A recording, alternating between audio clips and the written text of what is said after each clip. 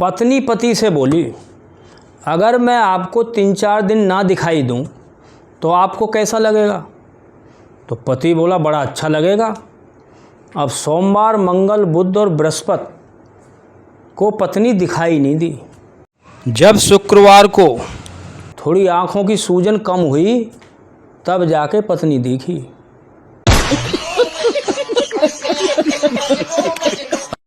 सासू गुस्से में बहू से बोली, बहू तू हर बात का जवाब क्यों देती है? तो बहू बोली, सासू माँ आपने ही तो कहा है कि घर की हर बात में हिस्सा लिया कर। पतियों को दूसरे की पत्नी खूबसूरत और अपनी सिरदर्द क्यों लगती है? मैं बताता हूँ। दूसरे की पत्नी में उसका मेकअप दिखाई देता है और जब अपनी मेकअप करने जाए तो उसका खर्चा दिखाई देता है। सोनाली बोली, हमारी दोस्ती कुछ ज़्यादा पुरानी हो गई है। तो उसकी दोस्त प्रियंका बोली, क्यों? बोले, देखो ना अब मैं माँ बनती जा रही हूँ।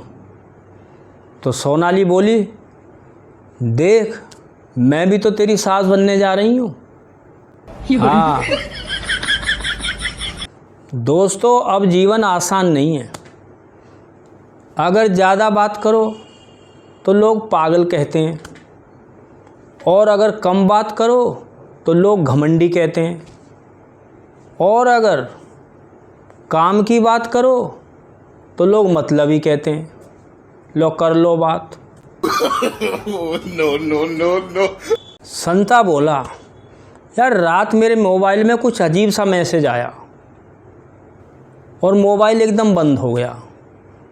तो बंता बोला, ऐसा? उसने क्या बोला? बोला, बैटरी लो हो गई है।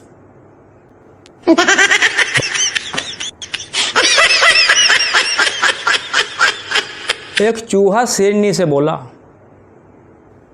कि मुझे तुझसे लव हो गया है। तो शेरनी बोली, पहले अपनी सूरत आईने में तो देख। फिर इसके ऊपर चूहा बोला, अरे तू मेरे शरीर पे मत जा, मेरा कॉन्फिडेंस तो देख। अच्छा, हमको सिखा रिया है? अच्छा। संता जो है बंता से बोला, यार मैं इंग्लिश में फेल हो गया। तो बंता बोला, भाई कैसे, ऐसे क्या आ गया क्वेश्चन? बोला, उसमें आया कि मैं एक आम आदमी हूँ। तो मैंने अनुवाद कर दिया कि I am a mango man. और दूसरा बोला, मुझे इंग्लिश आती है, इसका अनुवाद करो। कर दिया कि इंग्लिश कम टू मी। इसमें क्या गलत है? एक बार एक हरियाणा के लड़के की शादी नहीं हो रही थी। अब घर वाले रिश्तेदार बड़े परेशान। बोला, यार इसकी शादी नहीं हो रही, कुछ तो करो। अब ले दे के उसका जुगाड़ हो गया। बारात चली गई, दूल्हा फेरों पर बैठ गया, फेरे भी पड़ने लग गए। अब जैसे 7 फेरे के लिए लड़की आगे आगे चली तो ये लड़का एकदम कुदक के उसके सामने आ गया। तो पंडित जी बोले, भाई पीछे चलो। पीछे कर दिया। फिर दूसरा फेरा आया तो फिर जो है लड़का कुदक के आगे हो गया लड़की के। अब ऐसा 3-4 बार देखा तो लड़की का जो चाचा था उससे रहा नहीं गया। उसने बोला, भाई पंडित जी यही रोको फेरे, ये शादी नहीं होगी। अब लड़के वाले परेशान। बोला, यार जैसे तैसे तो बड़ी मुश्किल से ये काम जुड़ा और इसने लड़के ने बात बिगाड़ दी। तो भाई 4 आदमी उठ के चाचा को एक अलग से ले गए और चाचा के कान में कहा, साहब ये लड़का रोडवेज में ड्राइवर है, इसे किसी के पीछे चलने की आदत नहीं है, ये हमेशा ओवरटेक ही लेता है। हाँ तब जाके शादी हुई। अभी दोस्तों सैयारा पिक्चर का बड़ा जोर चल रहा है। तो ऐसे एक लड़का अपने पापा से बोला, पापा मैं ये रात वाला शो देख के आऊँगा। तो उसका पापा बोला, बेटे दिन में देख ले यार, रात को आएगा 1-1:30 बजे, कौन तेरा दरवाज़ा खोलेगा? बोला, नहीं वो मैं सब देख लूँगा, आप मुझे परमिशन दे दो। तो पापा उसको बोला, भाई जा तू जाने, तेरा काम जाने, मैं तो दरवाज़ा खोलने वाला हूँ नहीं। अब लड़का चला गया। पिक्चर जैसे देख के आया तो 1-1:30 बज गया। अब लड़का परेशान है, बोला यार आज तो बाहर ही सोना पड़ेगा, ठंड का टाइम वैसे है। अब लड़का बड़ा परेशान। अब लड़का के दिमाग में एक बात आई, बोला यार चौकीदार बन जाता हूँ। अब वो जैसे घर के पास में आने लगा तो उसने आवाज़ लगानी शुरू कर दी, जागते रहो जागते रहो। अब जो है जैसे इसका घर आया तो इसके पापा का नाम रामफल था। ये बोला रामफल सोवा है कि जागे है? तो बोला जागू हूँ। अरे तो बोले जागे है तो दरवाज़ा खोल। No no no no. वो एक बार स्कूल में एक मास्टर जी एक लड़के को बड़ा परेशान करता था। बोला यार तुम अपने घर पे कभी नहीं बुलाते हो, कुछ खाना वाना कुछ दावत हमारी करते नहीं हो। और देखो रामू ने बुलाया, मुझे प्रेम ने बुलाया, हैं प्रमोद ने बुलाया, तुमने कभी नहीं बुलाया। अब लड़का जो है अपनी घर आके अपनी माँ से कहे, बोले अम्मा तुम कभी मेरे मास्टर जी को नहीं बुलाती हो खाने पे, एक आध दिन तो बुलाओ, मेरे को ऐसे ऐसे ताना मारते हैं, वो बुलाते हैं ये बुलाते हैं। अब माँ भी परेशान, बोले क्या किया जाए यार। अब एक दिन क्या हुआ कि इनके दूध होता था। अब एक दिन कुत्ता उस दूध की मलाई खा गया। अब इसकी माँ ने सोचा कि यार आज मास्टर जी को बुला लो, दूध भी है मेरे पास, सब वो काम हो जाएगा। अब जो है अगले दिन जो है ये मास्टर जी कह के आ गए, मास्टर जी कल हमारे यहाँ आपकी दावत है। मास्टर जी आ गए आराम से। तो माँ ने इसकी ने वो जो दूध कुत्ते ने झूठा किया था उसकी खीर बना दी। अब जब खीर बना दी मास्टर जी ने भरपेट खाना खाया और खीर उसे अच्छी लगी। तो अब ये मास्टर जी जब उठने लगा खाना खा के तो वो बोला कि यार अपनी माँ को जो है धन्यवाद बोलो, आज बहुत खीर अच्छी बनी है, ऐसी खीर तो यार मैंने कहीं नहीं खाई। अब लड़का बोला मास्टर जी वो तो इस दूध की मलाई को कुत्ता खा गया था, अगर मलाई इसमें और होती तो आपको और अच्छी लगती। अब जब इतना सुना तो मास्टर जी जो है एकदम गुस्से में लाल बबूला। बोला यार ये क्या खिला दिया तूने मेरे को। और जो बर्तन में खा रहा था ना, कटोरा था एक, वो जो है दूर फेंक के मारा। अब वो लड़का ज़ोर ज़ोर से रोने लगा। बोला मास्टर जी ये आपने क्या कर दिया, मेरा जो ये बर्तन भी तोड़ दिया, देखो ये हो गया वो हो गया।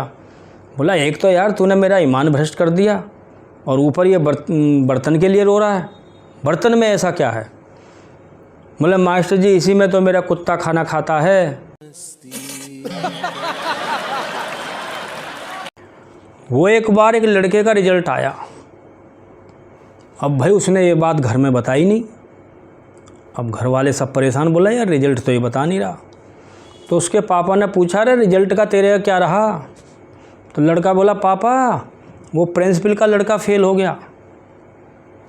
अरे बोले तू अपने की बता। बोला पापा वो जो हमारी कॉलोनी का पार्षद है ना, उसका भी लड़का फेल हो गया। अरे मैं तेरा रिजल्ट पूछ रहा हूँ। बोला पापा जो हमारे स्कूल में पढ़ाती है ना मैडम, मैथ वाला सब्जेक्ट, उसका लड़का भी फेल हो गया। अरे तू ये सब कहानी क्यों बता रहा है, मुझे अपना रिजल्ट बता, मैं क्या कलेक्टर का लड़का हूँ।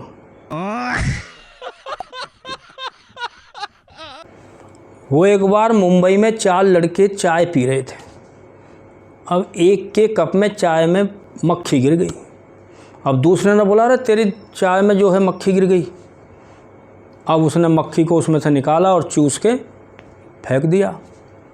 अब लड़के तीनों बड़े परेशान। बोला ये तो बड़ा कलाकार आदमी है। बोला यार तूने ऐसे कैसे किया। बोला भाई ये मुंबई है, यहाँ हर चीज़ की कीमत होती है। हाँ।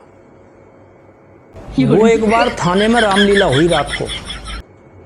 अब जेलर वहाँ था नहीं, जो सिपाही वगैरह ड्यूटी पे थे उन्होंने ही रामलीला करवा दी। अब रामलीला में बड़ा आनंद आया। तो वहाँ प्रसंग आ रहा था कि जब लक्ष्मण जी मूर्छित हो जाते हैं तो हनुमान जी संजनी बूटी लाते हैं। अब जैसे ये रोल आया तो एक कैदी जो है हनुमान बना और वो संजनी बूटी लेने चला गया। कोई बात नहीं, रामलीला ख़त्म हो गई। अब सुबह जब जेलर साहब आए तो सिपाही आके उनके ऑफिस में बोला साहब रात रामलीला का कार्यक्रम हुआ था, कार्यक्रम तो बहुत बढ़िया था। तो फिर वो बोला और क्या हुआ? बोला लेकिन जो कैदी हनुमान जी बना था, वो साहब संजीवनी बूटी लेने गया था, वो अभी तक लौट के नहीं आया। हाँ,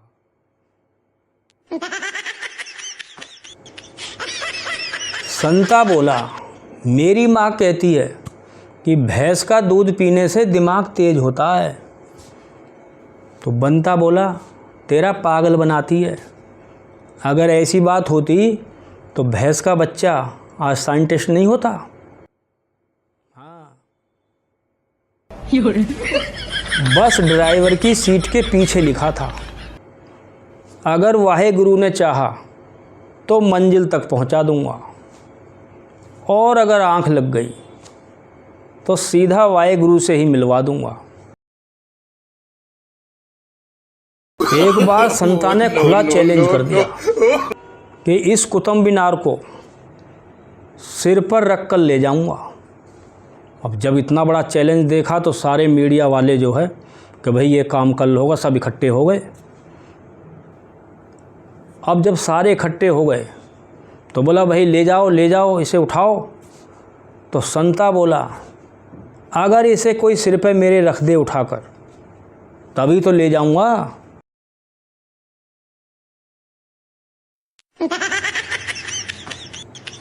एक हरियाणा का छोरा जब अपनी प्रेमिका से गले मिला तो उसकी प्रेमिका बोली, बोला आपका हृदय तो बड़ा कुरकुरा है।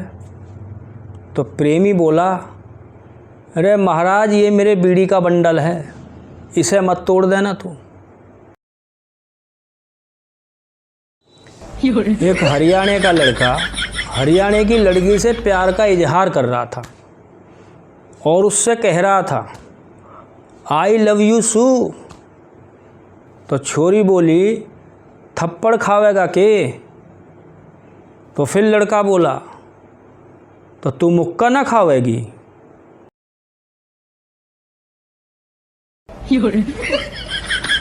एक बार संता विदेश घूमने गया। अब जहाँ वो विदेश में गया तो वहाँ समुद्र था, तो उसने सोचा यार समुद्र के किनारे बाथ ले लिया जाए, क्योंकि वहाँ सन बाथ लोग ज़्यादा लेते हैं। तो संता ने अपने कपड़े वपड़े उतार के हाथ पैर में तेल वेल लगाया और समुद्र के किनारे लेट गया। अब संता को जो है इंग्लिश बड़ी कमज़ोर थी, बस उसे यस और नो और आई एम संता इतना ही आता था बस। अब वहाँ जब ये लेट गया समुद्र के किनारे तो लोग अपना और भी घूम रहे थे, अंग्रेज़ लोग वगैरह। तो एक अंग्रेज़ इसके पास आया और इसको बोला आर यू रिलैक्सिंग? तो संता बोला नो आई एम संता। चला गया ये अंग्रेज़। फिर थोड़ी देर बाद में दूसरा कोई आ गया, फिर उसने यही क्वेश्चन किया आर यू रिलैक्सिंग? तो संता वाला नो आई एम संता। अब 3-4 बार ऐसे लोग आके इसको पूछते रहे तो संता एकदम परेशान हो गया, बोला यार ये लोग तो यहाँ लेटने नहीं देंगे, चलो दूसरी तरफ लेटते हैं। अब जब ये थोड़ा आगे बढ़ा तो वहाँ एक सरदार जी सेम मुद्रा में ऐसे ही अपना सनबाथ ले रहा था। अब संता ने उससे पूछा आर यू रिलैक्सिंग? तो सरदार बोला यस आई एम रिलैक्सिंग। अब संता ने उसका एक दिया चपत लगा के कान पे, बोला साले तू इधर लेटा हुआ है, उधर तेरे रिश्तेदार ढूंढ रहे हैं, उधर जा।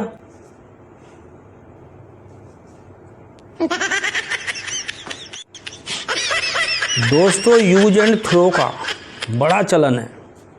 हमारे यहाँ तो अभी कम है, लेकिन विदेशों में ऐसा हो गया कि जो बड़े बड़े भी आइटम है ना उनके, वॉशिंग मशीन, LED, ये सब लैपटॉप वगैरह जो एक बार ख़राब हो जाते थे बस यूँ डस्टबिन में फेंक देते हैं। ये वहाँ रिवाज है, लेकिन हमारे यहाँ तो अभी ऐसा है नहीं। यहाँ तो कोई छोटा मोटा पेन वैन इधर को उधर ख़राब हो जाता तो उसे फेंक देते डस्टबिन में। अब हुआ क्या कि एक विदेशी 2-3 औरतें इधर दिल्ली में एक पॉश कॉलोनी में घूमने आ गई, और इनको क्या है कि हमारे यहाँ की जो गंदगी होती है, कहीं डस्टबिन रखा है उसका बड़ा फ़ोटो लेंगे, कहीं कुत्ते घूम रहे हैं, कहीं कुछ है, इस टाइप का इनको चाहिए अपना रील बनाने के लिए। अब ये एक डस्टबिन का कि भाई चलो उसका फ़ोटो लेंगे। अब डस्टबिन के ऊपर क्या था कि एक फ्लैट था, वहाँ मेरे जैसा अधेड़ उम्र का एक आदमी नहा के बालकोनी में निकला और उसने देखा कि यार ये तो 3-4 विदेशी लेडीज़ आ रही हैं। अब ये एकदम थोड़ा हॉपलेस सा हुआ। अब जैसे ये बनियान सुखा रहा था, कच्चा बनियान, तो ये धड़ाम से थोड़ा सा जब पजल्ड हुआ तो डस्टबिन में गिर गया। अब डस्टबिन में गिरते ही अब ये टॉवल में है तो अब वहाँ से निकल के भाग भी नहीं सकता। अब ये उसी में डस्टबिन में थोड़ा सा, क्योंकि अब ये महिलाएं पास में आने लगीं, बोला यार इनके सामने टॉवल में निकलूँगा तो ये और हमारी बेइज्जती हो जाएगी। बोला Indian peoples are so poor. अब उसमें से ये अपना चुपचाप उसमें बैठा रहा। अब ये लेडीज आई तो एक लेडीज उसमें से झांकी, क्योंकि इनको गंदगी झांकने की आदत है। तो उसने देखा, oh my she, India is so great, they have thrown it. तो दूसरी लेडीज़ उसके पास में आई कि भाई क्या थ्रो कर दिया। तो उसने भी उसे देखा। वो बोली, oh India is so rich now. यानी दूसरी लेडीज ये बोली, oh it is so bad things, it can be use still.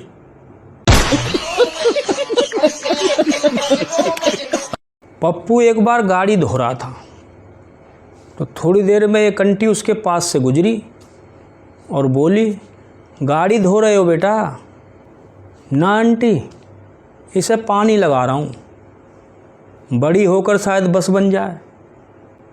हाँ, हमारे भारत में अगर आप 10 किलोमीटर तक गाड़ी बिना गाली दिए हुए चला सकते हैं ना, तो आप सपने को एक महान आदमी और साधु संत समझ सकते हैं। हाँ। टीचर ने छात्र से पूछा, भाई एलोवेरा क्या होता है? तो छात्र बोला, सर पंजाब में जब छोटा भाई शराब का पैक बनाकर अपने बड़े भाई को देता है तो वो ये कहता है एलोवेरा।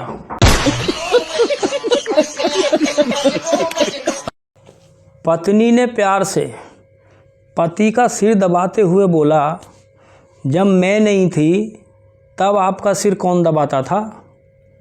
तो पति बोला, तब सिर दर्द होता ही नहीं था। हाँ।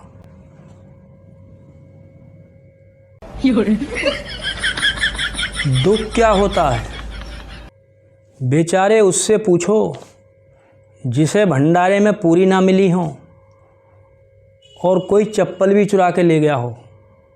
हाँ। पाकिस्तान हमसे कहता है, हम कश्मीर ले लेंगे, हम कश्मीर ले लेंगे।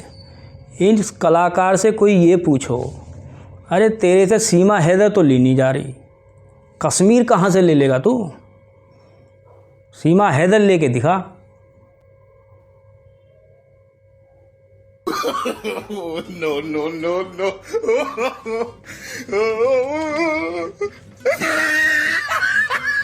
वो हरियाणा के एक लड़के की शादी नहीं हुई।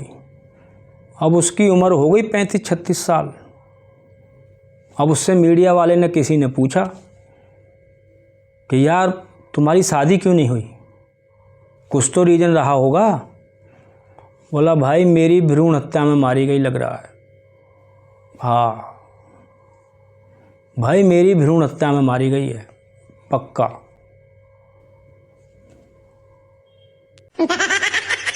अब लोग जो है हरियाणा उत्तर प्रदेश के लड़कों की जो है तुलना करते हैं, बोलते हैं भाई हरियाणा के लड़के पदक लाते हैं, कुश्तियों में अच्छी कुश्ती लड़ते हैं, सारे ओलंपिक्स वगैरह में जाते हैं, लेकिन उत्तर प्रदेश के लोग नकारा हैं, बच्चे कुछ काम नहीं करते। अब इन्हें कौन बताए कि हरियाणा के बच्चे सुबह 4 बजे उठ जाएंगे, फिर सीधे जिम में चले जाएंगे, वहाँ से आके फल फ्रूट खा के दूध पी के अपना फिर सो जाएंगे, 4 बजे फिर उठेंगे शाम को, फिर वो जिम भागेंगे और जो है फिर अपना खा पी के फिर रात को सो जाएंगे। उधर हमारे उत्तर प्रदेश के लड़के सुबह 9:30 बजे उठेंगे, वो भी जब उठेंगे जब उनका बाप उनके 4 लात मारेगा, फिर वो लड़का उठ के सीधा जो है पुलिस चौकी जाएगा और वहाँ उस दरोगा के साथ एक सेल्फी लेगा और स्टेटस पे डालेगा, आज हमें थाना अध्यक्ष का सानिध्य प्राप्त हुआ। तो बताइए कितना बड़ा अंतर है। ये हैं यूपी के लड़के। उत्तर प्रदेश एक ऐसा प्रदेश है जहाँ कैरियर बनाने में कोई ज़्यादा खर्चा होता ही नहीं है। बस आप एक 250 रुपये का कुर्ता ले लीजिए, 350 रुपये का पजामा और 50 रुपये का चश्मा और बस एक 50 रुपये का गमछा गले में डाल लीजिए, बस तैयार हो जाता है युवा हृदय सम्राट। ये इसी को उत्तर प्रदेश कहते हैं। ये है उत्तर प्रदेश। दोस्तों, हर रोज़ आपके पास फ़नी कॉमेडी वीडियो बना के भेज रहा हूँ, आपको खूब हंसा रहा हूँ, खूब खिलखिला रहा हूँ। इसी को आप मेरा ऑनलाइन रक्तदान समझें।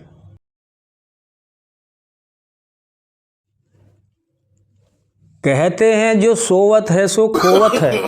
No. लेकिन जो जागत है वो कौन सा पहाड़ तोड़त है, वो भी तो मोबाइल ही चलावत है। हाँ,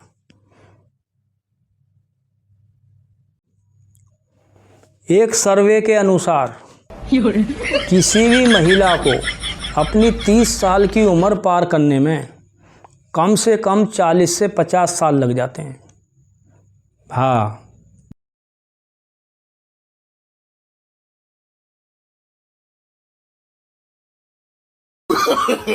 No. अच्छा है ईसीजी मशीन सिर्फ ये बताती है कि दिल कैसे धड़कता है, और अगर ये बताने लगती कि दिल किसके लिए धड़कता है तो हर घर घर में महाभारत हो जाता। हाँ,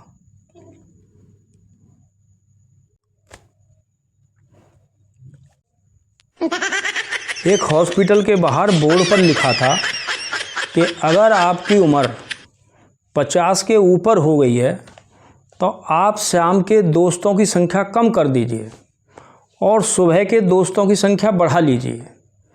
अब ये बात एक सरदार ने पढ़ी और बोला ये सब बकवास है यार, ऐनी सवेरी सवेरी कौन पिएगा। हाँ भाइयों, एटीट्यूड तो रावण का देखिए, उसे हर साल जलना मंजूर है लेकिन बीजेपी में शामिल नहीं हो सकता। हाँ,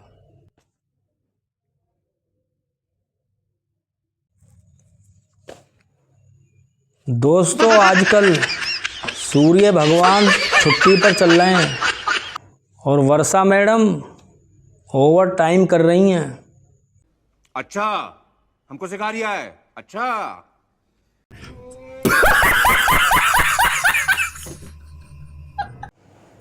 दोस्तों, लोग पहले घरों में ज्वेलरी छुपाते थे, बाद में फिर नौकरी की सैलरी छुपाने लगे और अब इस फ़ोन की गैलरी छुपाते हैं। लो कर लो बात।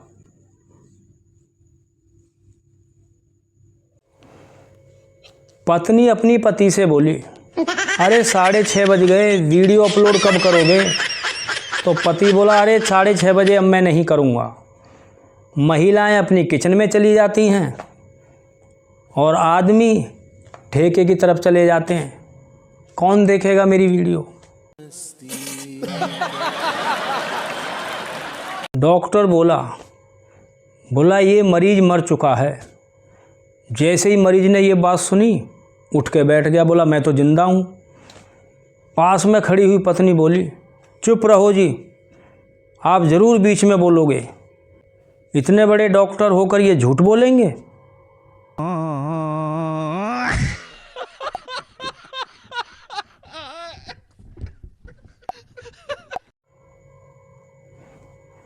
मास्टर जी ने सोनू से पूछा, सोनू तुम रोज़ लेट क्यों आते हो?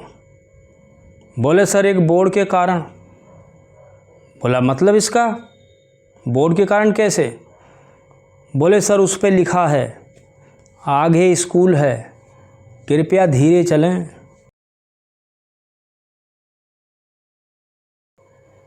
वो एक मम्मी अपने बच्चों से बोली, जो मेरी सारी बात मानेगा, मुझे उल्टा जवाब नहीं देगा, मैं उसे गिफ्ट दूंगी। तभी उसमें से एक बच्चा बोला, लो कर लो बात, अब तो सारे गिफ्ट पापा ही ले जाएंगे। हाँ,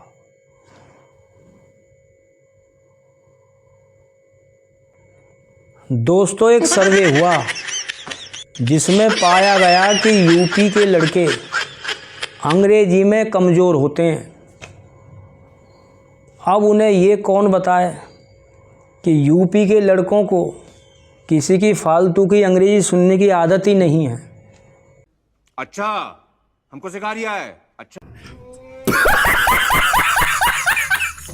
दोस्तों ये गिबली है ना, जो गिबली या घिबली कह लो, जो अभी हमारी फ़ोटो को कार्टून में या किसी और में चेंज कर रहा है, ये टेक्निक तो भारत बहुत समय पहले यूज करके छोड़ चुका है, जब उसने हमारे सबके आधार कार्ड बनाए थे।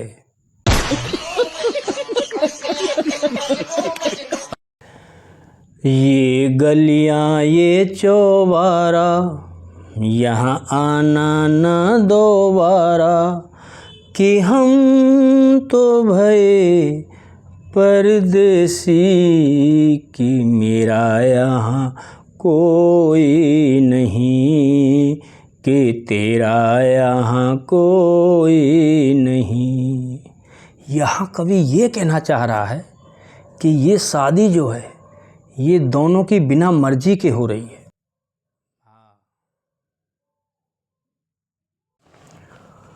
हो याद आ रहा है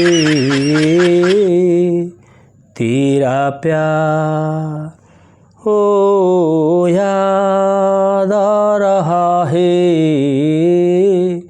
तेरा प्यार। यहाँ कवि ये बताना चाह रहा है कि पति अपनी पत्नी से नाराज़ है, उसे माँ के प्यार की याद आ रही है। हाँ, हो मन क्यों बहका रे बहका आधी रात को, हो मन क्यों बहका रे बहका आधी रात को, मैं भूखी रे भूखी आधी रात को।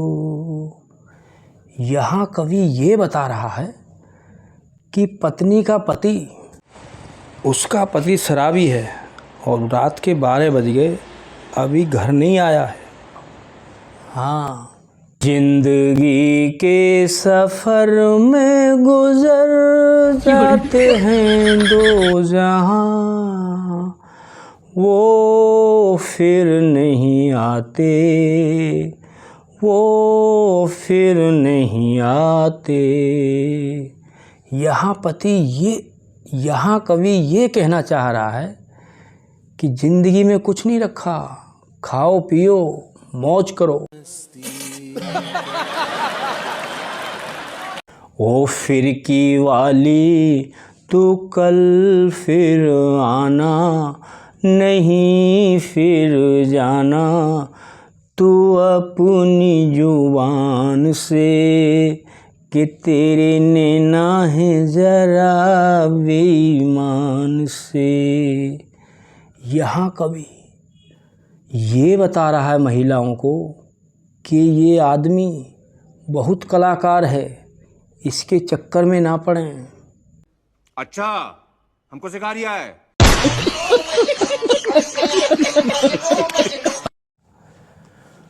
और इस दिल में क्या रखा है, और इस दिल में क्या रखा है, तेरा ही दर्द छुपा रखा है, तेरा ही दर्द छुपा रखा है।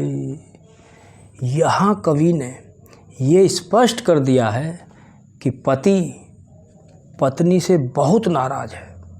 हाँ,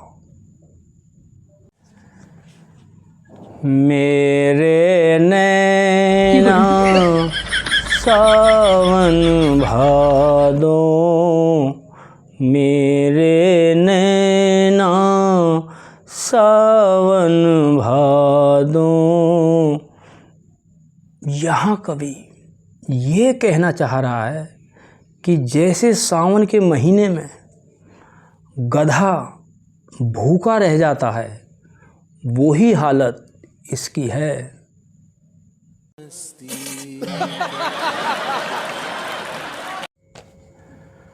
100 साल पहले हमें तुमसे प्यार था, हमें तुमसे प्यार था।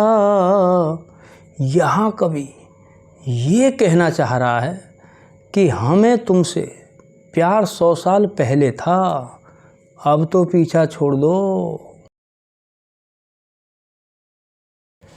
एक महिला अपनी पड़ोसन से बेलन मांगने गई और बोली, बहन जी अपना बेलन दे दो, मेरे पति अभी अभी घर लौटे हैं। तो वो बोली ठीक है ले जाओ, लेकिन आप जल्दी दे देना क्योंकि मेरे पति भी आधा घंटे में आने वाले हैं। अब दोस्तों आप क्या सोच रहे होगे, देखा दोनों महिलाएं अपने पतियों को गरम गरम चपाती खिलाना चाहती हैं। सोच बदलो, देश बदलेगा। सोच बदलो, तभी देश बदलेगा। आप कहीं और ले गए होगे। एक सिपाही फ़ोन पे अपने दरोगा से बात कर रहा है, साहब अभी अभी इस घर में एक महिला ने अपने पति का खून कर दिया है। तो दरोगा बोला, यार ऐसे क्या हो गया, पता करो।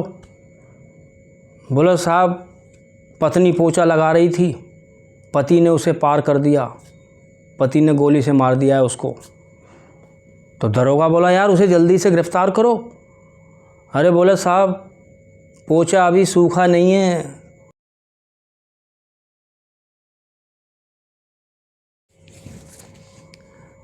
एक टीचर नेताजी से बोला, नेताजी आप लड्डू बांट रहे हैं, आपका लड़का तो फेल हुआ है, फिर भी आप लड्डू बांट रहे हैं। तो नेताजी बोले, क्लास में 60 लड़के फेल हैं, अरे बहुमत तो मेरे लड़के के साथ ही है ना।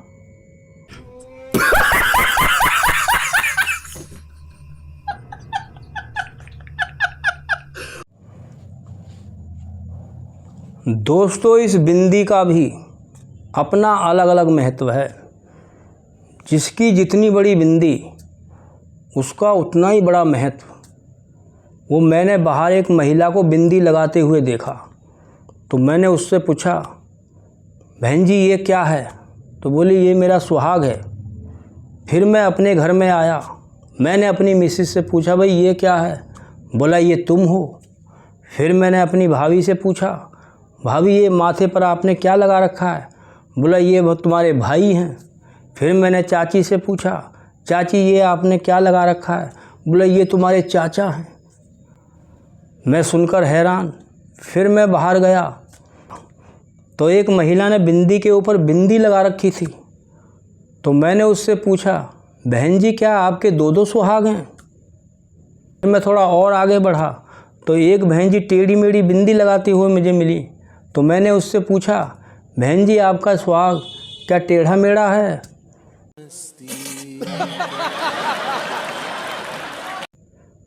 अरे अंकित अब तो पढ़ाई पूरी हो गई, तुम्हारी जॉब भी लग गई है, शादी कर लो। तो अंकित बोला, नहीं अंकल जी मुझे औरतों से डर लगता है। तो मैं बोला, अरे कर लो बेटा, शादी के बाद सिर्फ एक से ही डर लगेगा और सब अच्छी लगेंगी।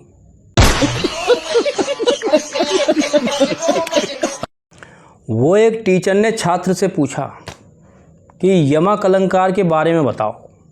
तो छात्र खड़ा हुआ और बोला कि सर जब एक ही शब्द बार बार आए और बार बार उसका अर्थ अलग अलग हो तो उसको यमक अलंकार कहते हैं। तो टीचर बोला वो उदाहरण दो इसका। जैसे उत्तर प्रदेश में अब कोई धरने पर नहीं बैठता, क्योंकि बाबा ऐसी जगह धरने लग जाते हैं कि धरने वाली जगह अब धरने लायक नहीं रह जाती।